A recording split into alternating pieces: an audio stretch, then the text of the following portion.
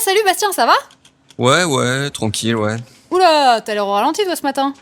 T'as encore passé une nuit de folie ou quoi? Non, c'est juste mon chat qui a passé son temps à gratter à ma porte toute la nuit. Un bonheur, hein. Si tu veux, je te le prête. Ouais. Non merci, ça devrait aller. T'aurais pas un truc pour me réveiller, là? Je sais pas, des vitamines, un truc comme ça? Non, ça j'ai pas, mais j'ai peut-être un petit sujet pour te recharger si tu veux. Allez, générique!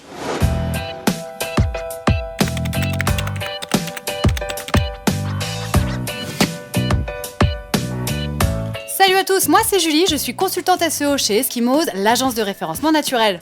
On se retrouve aujourd'hui pour répondre à une problématique à laquelle vous êtes souvent confrontés, les problèmes de temps de chargement. Alors, depuis la mise à jour Speed Update, les temps de chargement sont pris en compte dans l'algorithme de référencement de Google.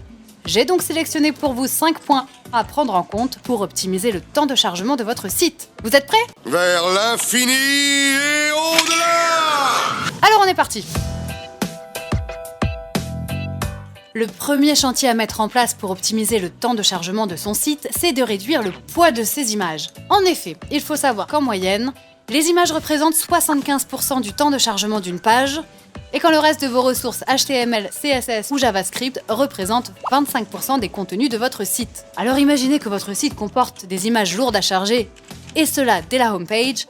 Vous avez alors le cocktail parfait pour ne pas ranker sur Google. Faites donc attention au poids de vos images et si vous êtes sur WordPress, sachez que vous pouvez utiliser des extensions telles que Imagify ou Kraken Image Optimizer pour réduire le poids de vos images sur l'ensemble de votre site. Un autre point qui revient souvent lorsqu'on audite les sites de nos clients, c'est que les problèmes de temps de chargement sont souvent dus à des solutions d'hébergement inadaptées. Et oui, la plupart de vos sites sont aujourd'hui sur des solutions d'hébergement mutualisées.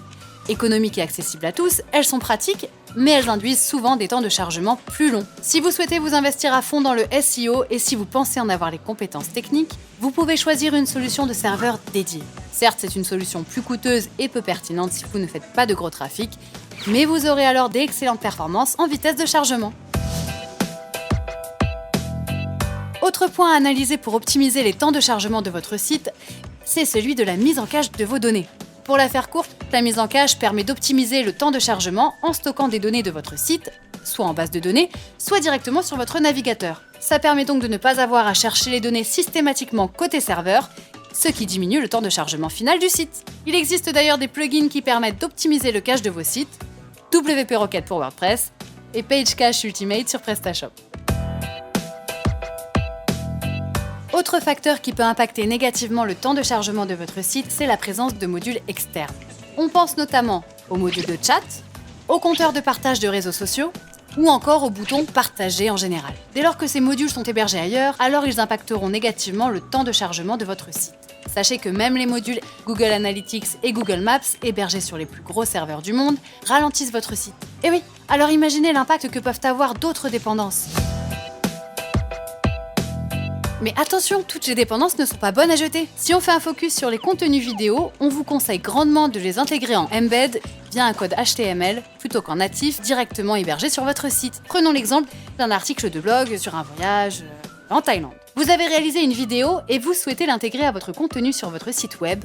Et bien dans ce cas, on vous conseille de l'uploader sur un site d'hébergement vidéo style YouTube pour ensuite en récupérer le code embed et l'intégrer sur votre article. Encore un bon moyen d'optimiser son temps de chargement. Parce que c'est notre projet! Voilà, j'espère que ces 5 conseils pour optimiser le temps de chargement de vos sites vous seront utiles au quotidien. Vous pouvez retrouver quelques consignes plus complètes sur notre site eskimos.fr. En guise de tips bonus, je voulais vous parler de l'AMP. Aujourd'hui, le trafic mobile a dépassé le trafic desktop. Google l'a bien compris et développe des solutions telles que l'AMP pour Accelerated Mobile Pages pour optimiser les performances sur mobile. Au départ, seuls les sites de presse installaient AMP sur leur site et aujourd'hui, de nombreux sites e-commerce s'y mettent également et 23% des premières pages de résultats contiennent au moins un résultat AMP. Alors, être bon en SEO, c'est aussi savoir anticiper et on vous conseille d'installer dès aujourd'hui les extensions AMP sur vos sites. Et comme d'habitude, n'hésitez pas à nous poser vos questions en commentaire ou même à nous partager votre expérience, on serait ravis d'échanger avec la grande famille du SEO. On se retrouve très vite dans d'autres vidéos. Bonne journée!